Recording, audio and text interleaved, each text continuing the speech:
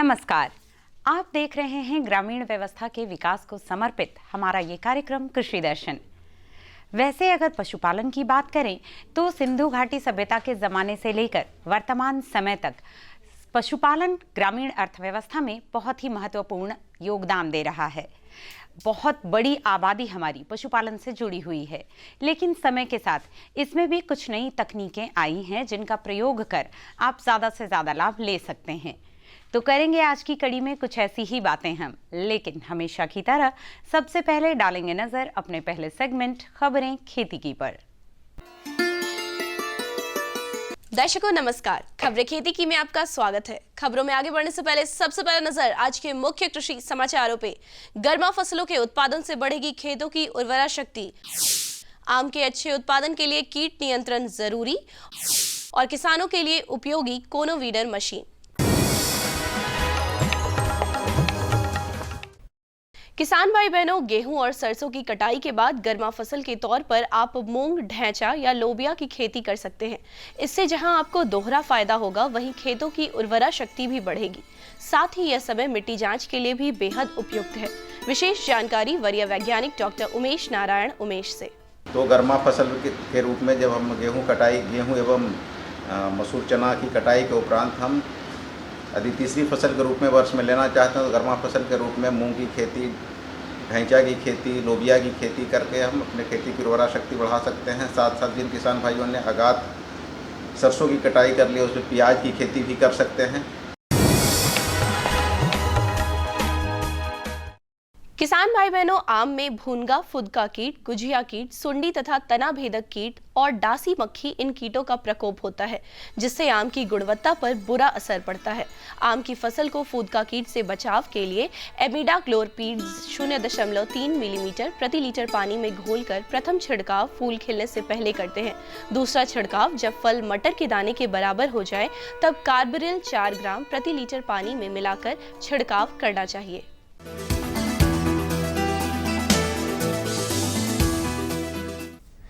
किसान भाई बहनों, मूंग एक ऐसी फसल है जिसका उपयोग अलग अलग रूप में किया जाता है। स्वाद के साथ साथ पौष्टिकता से भरपूर होने के कारण इसकी लोकप्रियता और मांग बाजार में हमेशा बनी रहती है। पटना जिला के किसान भीम सिंह मूंग की खेती के जरिए ही लिख रहे हैं अपनी सफलता की कहानी। आइए उनसे ही जानते हैं उनकी सफलता की कहानी।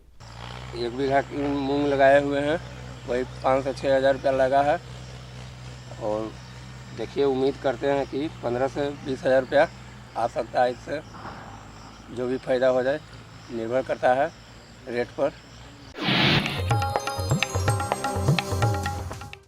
मक्का की उन्नत या अधिक पैदावार लेने के लिए किसानों को उसको सही समय पर बोने, उपयुक्त खाद देने और समय पर पौध संरक्षण उपाय अपनाने की ओर विशेष ध्यान देने के साथ साथ क्षेत्र की उपयुक्तता के अनुसार मक्का की उन्नत किस्मों का चुनाव करते रहना चाहिए।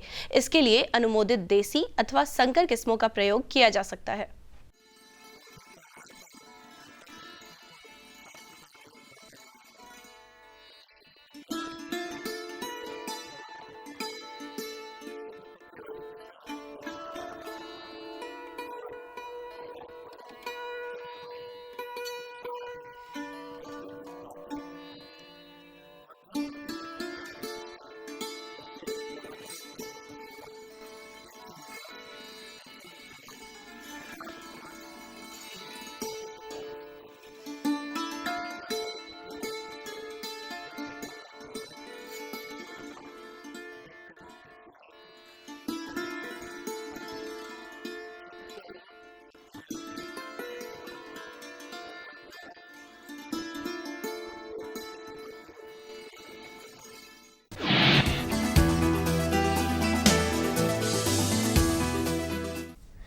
कोनो वीडर धान के खेतों में खरपतवार हटाने का एक उत्तम उपकरण है। यह पानी भरे धान के खेतों में भी आसानी से काम करता है। कोनो वीडर उन खेतों में अधिक उपयोगी होता है जिसमें बुआई सीधी कतारों में की गई हो। कोनो वीडर वजन में हल्का होने के साथ साथ अत्यंत मजबूत और टिकाऊ यंत्र है। इसमें स्टील से निर्मित 2 कोन होते हैं। दोनों कोन में दांतेदार तथा साधारण ब्लेड लगे होते हैं। ये ब्लेड खरपतवार को काटने के साथ साथ खेत की सतह को बराबर करके चलते हैं। और अब जानते हैं क्या है आज का मंडी भाव।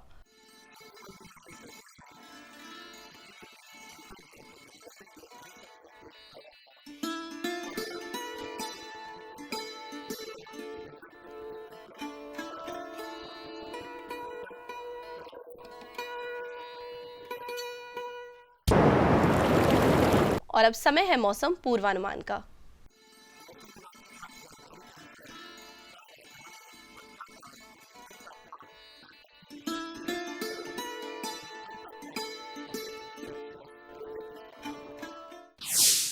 अरे भाई रामेश्वर, क्या बात है, बड़े परेशान दिख रहे हो?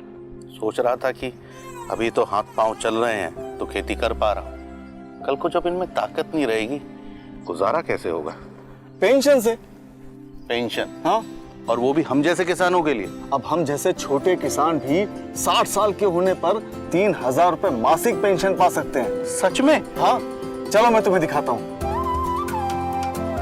18 से 40 वर्ष की आयु के लघु और सीमांत किसान इस स्वैच्छिक और अंशदायी पेंशन योजना में 55 रुपए से 200 रुपए की मासिक किस्त देकर प्रवेश कर सकते हैं। भारत सरकार भी हर महीने किसान के बराबर किस्त का योगदान करेगी। कभी नहीं सोचा था कि हम जैसे किसानों की भी पेंशन का सपना कभी सच होगा। प्रधानमंत्री किसान मान धन योजना, अन्नदाता के परिश्रम को संबल, पेंशन से सुरक्षित उनका कर। नजदीकी जन सेवा केंद्र जाकर इस योजना से जुड़े। खबरें खेती की में अभी आपने देखा मौसम के मिजाज को, लिया जायजा मंडी के भाव का, रूबरू हुए आप नवीनतम तकनीक और उपकरणों से, और साथ ही साथ आपने जाना अपने ही एक सफल साथी के सफलता के राज को भी।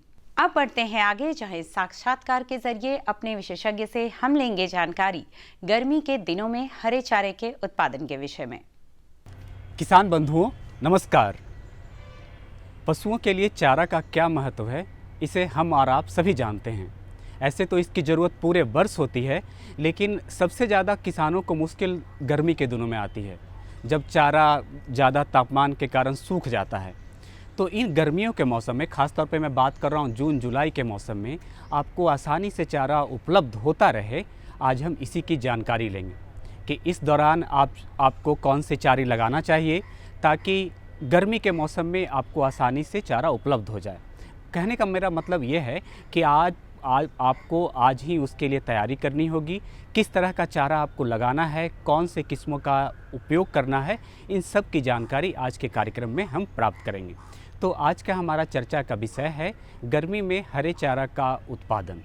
इस विषय पर विस्तार से जानकारी देने के लिए आज हमारे साथ हैं बिहार वेटनरी कॉलेज पटना के professor doctor Shri Prasad Sahu. Sir, आज के कार्यक्रम में मैं आपका बहुत बहुत स्वागत करता हूं। इस सवाल के साथ कार्यक्रम की शुरुआत करता हूं कि चूँकि हमें आने वाले गर्मी के लिए अभी उसको लगाना पड़ेगा, तो चारे का कौन कौन से चारे उनको लगाना चाहिए और किन किस्मों का उनको उपयोग करना चाहिए? हाँ, तो किसान भाइयों, हम जैसा कि हम सभी जानते हैं कि जानवरों के लिए हरे चारे का क्या महत्व है, उससे आप लोग भली भांति परिचित हैं। अब जैसा कि हम लोगों ने रबी के सीज़न में जो अपने बरसीम लगाया था हरे चारे के रूप में, जेल लगाया था, मक्का लगाया था, वो अब ख़त्म हो चुका है। अब गर्मी शुरू हो चुकी है और खरीफ का मौसम आने वाले हैं। इस खरीफ के मौसम में जानवरों को हरे चारे की उपलब्धता के लिए कौन कौन से चारा लगाया जाए, उसके बारे में हम लोग जानकारी दे रहे हैं।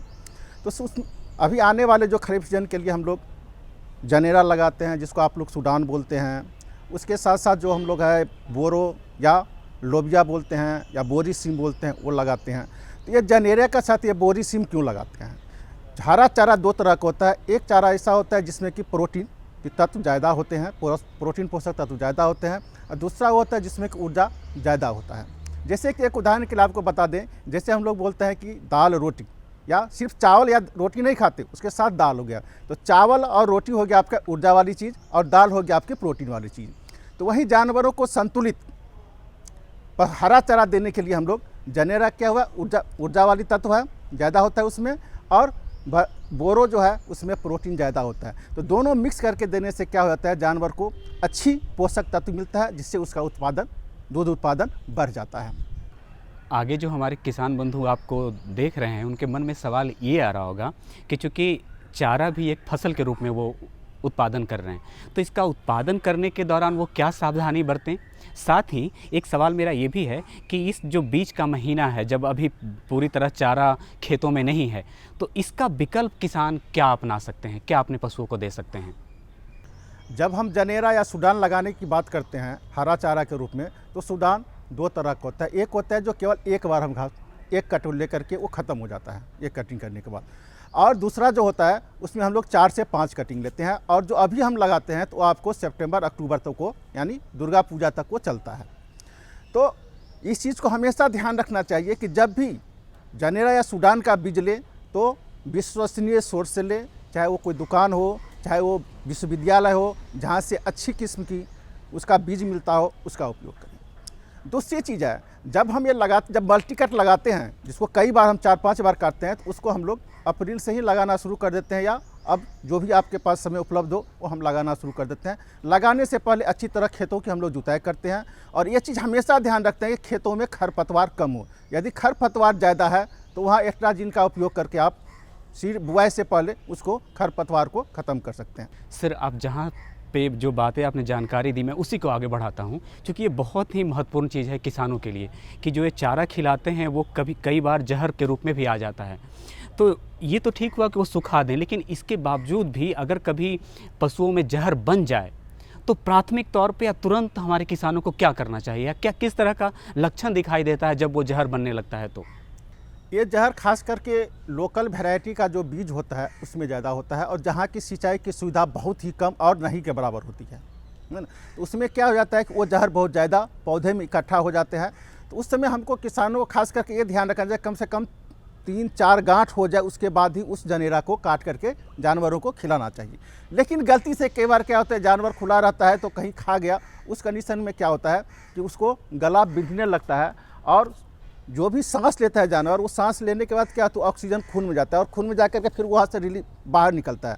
तो खून से जैसे ही ये जहर जाएगा तो ऑक्सीजन को खून से बाहर निकलने नहीं देता है, जिसके चलते उसकी मौत हो जाती है। तो यदि जानवरों ने खा लिया है वो टाइप का जनेरा, जहर वाला जनेरा खा लिया है, तो तुरंत उसको सोडियम नाइट्रेट और सोडियम थायोसल्फेट का इंजेक्शन नस में दे, और साथ में गुड़ का घोल उसको बना करके उसको पिलाए, जिससे कि उसको राहत मिलेगी और उसको फ़ायदा होगा। एक सवाल मेरा आपसे ये भी है कि कई बार जो हमारी सरकारी संस्थानें हैं वो किसानों को चारा से संबंधित बीज निःशुल्क उपलब्ध करवाती है। किसान लेना भी चाहेंगे तो ये किन संस्थानों से मिलता है, कहाँ से हमारे किसान इसका लाभ उठा सकते हैं? जैसा कि हम सभी जानते हैं कि हमारे यहाँ किसानों के लिए हरा चारा उगाने के लिए भूमि की कमी है, और उसको अच्छी क्वालिटी का बीज भी नहीं मिल पाता है। इस सब को ध्यान में रखते हुए हमारे राज्य सरकार, हमारे केंद्र सरकार ने कई जगह एक किट की व्यवस्था की हुई है। किट मतलब छोटी सी किट, 1 किलो आधा किलो की एक पैकेट होते हैं, उसके साथ वो किसानों को फ्री में देते हैं, जिससे वो लगा कर देखें। और ये सारे चीज़ बहुत ही उन्नत किस्म का बीज होता है। यदि वो लगा कर देखे, एक ट्रायल के रूप में दिया जाता है कि वो लगा कर देखे और वो देखे कि कितना अच्छा उससे पैदावार होता है। इससे क्या हो तो वो उत्साहित होंगे और अगली बार वो उस जगह से सीड खरीद के, बीज खरीद करके अपने खेतों में लगाएंगे। जैसे क्या हमारे बिहार में जो है आप देखते हैं, पूसा यूनिवर्सिटी है, राजेंद्र यूनिवर्सिटी पूसा है, वहाँ से मिल जाता है। पंतनगर यूनिवर्सिटी उत्तराखंड से मिलता है। हरियाणा एग्रीकल्चर यूनिवर्सिटी हिसार से मिलता है। और केंद्र सरकार की जो है इंस्टीट्यूट जो है झांसी में जो है, जो चारा पर ही विशेष काम करता है, तो वो किसानों को इस टाइप का बीज किट के रूप में, छोटे छोटे किट में 1-1.5 किलो के वजन के किट में किसानों को फ्री में उपलब्ध कराते हैं, जिससे कि वो ट्रायल ले और देखें कि उससे क्या फ़ायदा होता है, और फ़ायदा देखकर आगे वो फिर उस संस्थाओं से बीज को मंगवाए और बृहद स्केल पर करें। सर, चारा उत्पादन से संबंधित हर पहलू पे हमारे किसानों को आपने जानकारी दी। आज कार्यक्रम में आए, इसके लिए बहुत बहुत धन्यवाद। प्रकृति गजब की ताकत है इसमें। बारिश की रिमझिम फुहारों को ही लीजिए, जब सही समय पर मिट्टी पर गिरें तो खेतों में किसान की मेहनत रंग लाती है।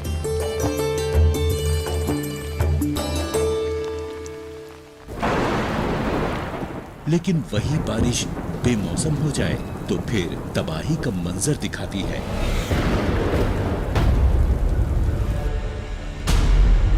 लेकिन क्यों रहे किसान के घर की खुशियां प्रकृति पर निर्भर, जब बन सकता है वो आत्मनिर्भर।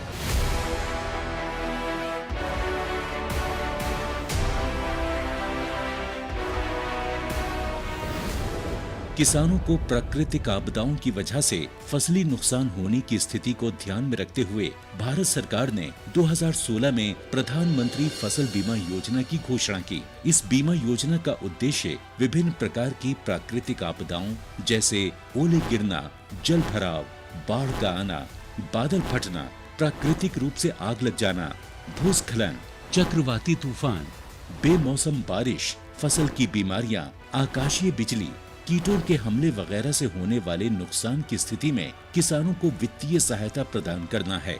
इस बीमा योजना के अंतर्गत फसल की विभिन्न अवस्थाओं को शामिल किया गया है, यानी पूरे फसल चक्र का सुरक्षा कवच। जिस दिन फसल काटकर खेत में सुखाने के लिए फैलाई, उसके अगले ही दिन मूसलाधार बारिश हो गई, सारी उपज बर्बाद हो गई।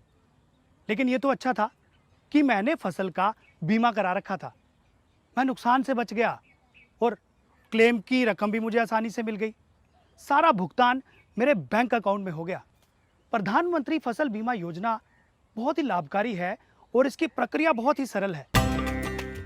पहली बात तो ये समझिए कि अगर आप अधिसूचित फसलों की खेती करने वाले किसान हैं, तो आप फसल बीमा के लिए पात्र हैं। इसमें काश्तकार किसान और बटाईदार सहित सभी किसान शामिल हैं। अनाज, दलहन, तिलहन और कुछ वार्षिक वाणिज्यिक फसलों को PMFBY के अंतर्गत कवर किया जाता है। ये दुनिया की तीसरी सबसे बड़ी और कामयाब फसल बीमा योजना है। केंद्र सरकार और राज्य सरकारों के अलावा 18 बीमा कंपनियां, 540 बैंक तथा 45,000 जन सेवा केंद्र प्रधानमंत्री फसल बीमा योजना को किसानों तक पहुंचाने में कार्यरत हैं। इस योजना में प्रीमियम कम होने के कारण सभी स्तर के किसान इसका लाभ ले सकते हैं। खरीफ फसलों के लिए बीमित राशि का 2% प्रीमियम, रबी फसलों के लिए बीमित राशि का 1.5% प्रीमियम और बागवानी एवं वाणिज्यिक फसलों के लिए 5% प्रीमियम है। किसानों के लिए ये योजना कितनी लाभदायक है, इस बात का अंदाजा इससे ही लगाया जा सकता है कि 2016 में योजना की शुरुआत के बाद पहले 3 सालों में किसानों ने प्रीमियम के रूप में 13,000 करोड़ रुपए का भुगतान किया, जबकि अब तक फसलों के नुकसान के क्लेम के रूप में उन्हें 60,000 करोड़ रुपए मिल चुके हैं। यानी जमा राशि के मुकाबले 4.5 गुना अधिक राशि दावों के रूप में प्राप्त हो चुकी है। अब तक हर साल खरीफ और रबी के मौसम के दौरान 5 करोड़ से भी अधिक किसान इस योजना से जुड़े हैं। 2020 के लिए बीमा कराने की प्रक्रिया शुरू हो चुकी है। पंजीकरण की कट ऑफ तिथि हर राज्य में अलग अलग तय होती है। अपने क्षेत्रों या गांवों की अधिसूचित फसलों की सूची, बीमित राशि एवं कट ऑफ तिथि की अधिक जानकारी के लिए आप निकटतम कृषि अधिकारी, जन सेवा केंद्र एवं बीमा कंपनी के प्रतिनिधि से संपर्क करें। www.pmfby.gov.in पर लॉगिन करके या फसल बीमा ऐप क्रॉप इंश्योरेंस ऐप का उपयोग करके अपनी फसल के नामांकन के लिए आवेदन किया जा सकता है। नामांकन के लिए इन दस्तावेजों की जरूरत होती है: नवीनतम आधार कार्ड, मोबाइल नंबर, बैंक खाता विवरण, भू अभिलेख दस्तावेज जिसमें जमीन के कागजात और राज्य सरकार द्वारा निर्देशित कोई भी अन्य दस्तावेज। कैसे मिलेगा फसल नुकसान होने पर दावे का भुगतान? PMFBY योजना में बीजों की बुआई से लेकर फसल कटाई के बाद सुखाने के उद्देश्य से खेतों में 14 दिनों तक फैलाई जाने वाली फसलों के पूरे फसल चक्र के दौरान जोखिम के कवर को प्रदान करता है। स्थानीय आपदा के कारण या अगर फसल कटाई के बाद बीमित फसलों को प्राकृतिक आपदा से नुकसान होता है, तो बीमित किसान को 72 घंटे के भीतर इसकी सूचना बीमा कंपनी, बैंक या फिर राज्य सरकार के अधिकारियों या बीमा कंपनी के टोल फ्री नंबर पर देना आवश्यक है। जोखिमों में उपज हानि का आकलन फसल कटाई प्रयोगों के आधार पर किया जाता है। आपदा के कारण हुए नुकसान पर किसान को बीमा कंपनी द्वारा क्लेम राशि का उचित भुगतान मिलता है। क्लेम राशि का भुगतान सीधे किसान के बैंक खाते में किया जाता है।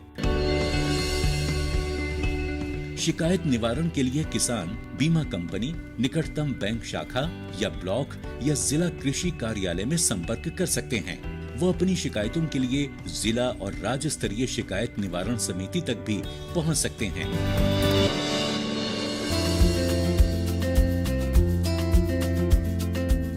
दरअसल पहले सभी ऋणी किसान जो बैंकों या वित्तीय संस्थानों से मौसमी कृषि ऋण या KCC का लाभ उठा रहे थे, उन्हें अनिवार्य रूप से इस योजना में शामिल किया जाता था। लेकिन फरवरी 2020 में किसानों के हित में नामांकन प्रक्रिया में एक बड़ा बदलाव करते हुए अब इस योजना को सभी किसानों के लिए स्वैच्छिक कर दिया गया है। प्रधानमंत्री फसल बीमा योजना किसानों को उनकी मेहनत से उगाई फसल को सुरक्षित करके देश को आत्मनिर्भर बनाने की दिशा में अहम कदम साबित हो रही है। जब किसान बढ़ेगा प्रकृति निर्भरता से आत्मनिर्भरता की ओर, तभी तो बनता है आत्मनिर्भर राष्ट्र। पशुओं में अच्छी नस्लों का होना बहुत जरूरी है, तभी आपको ज्यादा फायदा मिल पाता है। तो कैसे करें पशुओं में अच्छी नस्लों का चुनाव, और साथ ही साथ कैसे उनमें प्रजनन संबंधी समस्याओं का समाधान ढूंढे, इसके बारे में लेते हैं अब जानकारी इस भेंट वार्ता के जरिए अपने विशेषज्ञ से। नमस्कार दर्शकों, मैं हूं विकास और आप देख रहे हैं कार्यक्रम कृषि दर्शन। दोस्तों, जैसा कि आप जानते हैं कि हम अपने हर अंक में अपने किसान भाइयों के लिए लेकर आते हैं कुछ खास, बेहद ही खास, जिससे कि आप होते हैं काफ़ी लाभान्वित। हाँ दर्शकों, आज हम बात करने वाले हैं पशुओं में नस्ल का चयन, उन्नत नस्ल का चयन एवं प्रजनन संबंधी जानकारी। और इस विषय पर जानकारी देने के लिए आज हमारे साथ हैं वैज्ञानिक ICAR पटना से डॉक्टर राकेश कुमार। डॉक्टर राकेश, आपका बहुत बहुत स्वागत है हमारे कार्यक्रम कृषि दर्शन में। डॉक्टर राकेश, आपसे पहला प्रश्न ये उठाएंगे कि हमारे किसान भाई अपने पशुओं में अच्छी नस्ल का चयन कैसे करें और यह उनके लिए कितना लाभान्वित हो सकता है। धन्यवाद विकास जी बुलाने के लिए। और हम इसके बारे में बताने के पहले हम एक चीज़ बोलना चाहते हैं आपको। ये जो आपका प्रश्न है अति उत्तम है, किसानों के लाभदायक के लिए इससे अच्छा मुझे लगता है पहला प्रश्न आपका बहुत अति उत्तम है। सबसे इम्पोर्टेंट बात इसमें हम बोले, महत्वपूर्ण बात क्या होता है, हमारे किसान भाई जो होते हैं, सबसे पहले कोई भी चीज़ अगर पशुपालन करना है, चाहे वो जो भी जानवर उनको सिलेक्ट करना है, चाहे आप वो गाय की पालन करें, भैंस की पालन करें, बकरी पालन करें, कुछ भी करना है, नस्ल के बारे में जानकारी होना बहुत ही सर्वोत्तम है। जैसे हम आपको बोलते हैं, बिहार में अभी तक जो गाय की नस्ल है टोटल यानी कुल अगर हम बोलें तो 2 ही अभी तक रजिस्टर्ड हुआ है। पहला बाचौर गाय है, दूसरा रेड पूर्णिया। दोनों गाय अति उत्तम है। बाचौर क्या है कि ड्राफ्ट बोलते हैं। ड्राफ्ट मतलब क्या है, उसको खेत जोतने में आता है काम, लेकिन उसको दूध का उत्पादन क्षमता उसकी कम है। सरकार की कुछ पॉलिसी था कि जो भी गाय जिसका दूध कम है उसको संकर करना, यानी क्रॉस करके उसको दूध को बढ़ाना है। इस पे काफ़ी काम हुआ है। इसमें उन्नत किस्म के जो भी गाय हैं, जैसे आपके रेड सिंधी हो गया, साहिवाल हो गया, थारपारकर हो गया, रेड सिंधी, इसके साथ भी क्रॉस हुआ है। अब इसके साथ मैं बोलना चाहता हूं कि अगर पहला किसान भाई को गाय रखना है तो गाय रखने के लिए पहले उनको सोचना होगा कौन सा हम गाय खरीदें, उस गाय का कौन सा किस्म का है, और जब हम खरीदने के समय क्या चीज़ देखें कि ये गाय मेरे लिए सर्वोत्तम होगा। इसके लिए हम आपको पॉइंट टू पॉइंट आपको हम पहले बताते हैं। देखिए, अगर आपको इसमें दूध उत्पादन मीन्स आपको दूध का व्यवसाय करना है, अच्छा दूध हो, क्योंकि उसी से आपको इनकम होगा, तो सबसे पहले संकर गाय भी रख सकते हैं। क्योंकि होलिस्टीन फ्रीजियन, जर्सी, ये सब क्या है, एक्जोटिक ब्रीड बोलते हैं, यानी बाहर का ये एक गाय है जिसको भारतवर्ष में क्रॉस करके संकर गाय बनाया गया है, जिसमें दूध की उत्पादन क्षमता बहुत ज़्यादा होती है। डॉक्टर राकेश, अभी आपने बताया कि हमारी सरकार ने जो है नस्ल सुधार के ऊपर काफ़ी काम किया है। नो डाउट, इतना काम करने के बाद अब हमारे यहाँ जो गायें हैं वो अच्छी नस्ल की हैं, और हमारी गायें जो बछड़ा दे रही हैं वह भी काफ़ी अच्छी नस्ल का बछड़ा वो दे रही है। तो फिर भी अभी भी हमारा जो प्रजनन संबंधी जो हम काम कर रहे हैं वो टोटल AI के ऊपर ही डिपेंडेंट है, AI प्रजनन ही कर रहे हैं। हम प्राकृतिक प्रजनन की ओर क्यों नहीं बढ़ रहे हैं? विकास जी, देखिए, ये जो आपका प्रश्न है अति उत्तम है, क्योंकि देखिए क्या हुआ है, भारतवर्ष में जो भी संकर गाय हैं उसमें क्या हुआ कि बहुत सारा उसमें दूध उत्पादन बहुत ज़्यादा हुआ है, क्योंकि अभी भारतवर्ष में पहले दूध का कैपेसिटी, मिल्क प्रोडक्शन हमारे पास बहुत कम था, अभी तो बहुत ज़्यादा हो गया। लेकिन देखा गया है जो भी संकर गाय है, चाहे वो संकर क्रॉस होलिस्टीन फ्रीजियन से हो, जर्सी से हो, किसी से हुआ है, उसमें क्या होता है कि दूध उत्पादन जब बढ़ता है तो उस गाय में देखिए बहुत सारा कॉमन आपका है रिपीट ब्रीडिंग होता है। रिपीट ब्रीडिंग उसको बोलते हैं कि पशु एक बार हीट में आई फिर से हीट में आएगी, या एनेस्ट्रस जिसमें हीट में नहीं आ रही है, या बहुत सारा प्रोलाइप्स बोलते हैं जिससे पीछे फूल फेंक देना। बहुत सारा कॉमन जो है बीमारियां भी उसके साथ आई है। तो इसमें आपको सबसे पहले देखना, हम देखते हैं जब भी हम किसान भाई के पास जाते हैं उनको सलाह हम देते हैं, और जनरली हम देखते भी हैं कि वो चीज़ें फॉलो नहीं करते। इसलिए किसान भाई को हम मुख्य रूप से बताना चाहते हैं कि जिनके पास संकर गाय है, जिनमें दूध उत्पादन क्षमता ज़्यादा है, जिस गाय में आप कुछ चीज़ें हमेशा रूटीन में लाइए। जैसे देखिए मिनरल मिक्सर, आप लोग किसान भाई हमेशा आप देखते होंगे कि इसको इग्नोर करते हैं। मिनरल मिक्सर का महत्वपूर्ण जो है इम्पोर्टेंस आप समझते नहीं है। मिनरल मिक्सर हमेशा गाय को जब भी वो ब्याती है या ब्याने वाली है, कम से कम 4 महीना पहले आप कम से 60 ग्राम से लेकर 80 ग्राम तक आपको प्रतिदिन उसको देना चाहिए। उससे क्या होता है, उसमें सब चीज़ रहता है, मिनरल्स, विटामिन ए आपके बाज़ार में बहुत सारे उपलब्ध हैं। आपको जो अच्छा लगे आप उसको चुनाव कीजिए और उसको गाय को आप दीजिए। डॉक्टर राकेश, आप हमारे आज के इस कार्यक्रम में आए और हमारे किसान भाइयों को आपने बहुत अच्छी जानकारी दी, इसके लिए आपका बहुत बहुत धन्यवाद। उम्मीद करते हैं कि आप इन जानकारियों का पूरा लाभ ले पाएंगे। कुछ ऐसी ही और भी नई जानकारियां, कुछ नए विषय और नए विशेषज्ञों के साथ होंगे आपसे रूबरू कार्यक्रम की अगली कड़ी में। तब तक रखिए अपना और अपनों का ख्याल और दीजिए इजाज़त। नमस्कार।